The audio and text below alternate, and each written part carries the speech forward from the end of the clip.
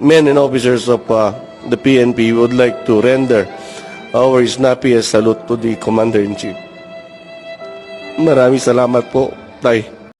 Ganyan kamahal ng mga kapulisan si dating Pangulong Duterte. Kahit barako ay makikita nyo yung mga emosyon nila nang dahil sa nagawa ni dating Pangulong Duterte. Sa iba, may ganyang pagmamahal ba ng mga bayani nating kapulisan diyan sa mga nakaupo noon or ngayon? Ay, iba ang Duterte. Tingnan nyo naman yan. Iba po ang nagawa kasi ni dating Pangulong Duterte at lagi po pinupush talaga niya na para sa taong bayan yung pamamaraan niya. Kung basura ka, kailangan mong itapon.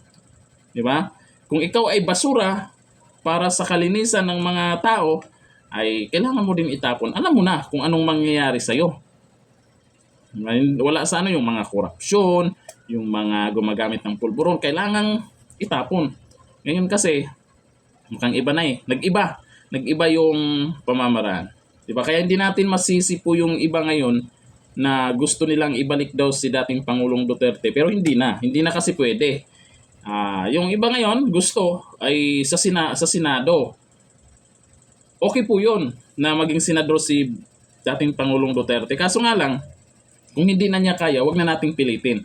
Abangan na lang natin kung sino yung mga gusto niyang iboto natin sa midterm election, kung sino yung i-endorse niyang mga gawing senador, yun yung iboboto. Pero kung tatakbo siya, mas the best. Sure win. Di ba? Sure win. Sa mga anti-Duterte, sure win. Sakit sa tainga, di ba? Hanggang dito na lang. Thank you. Bye-bye.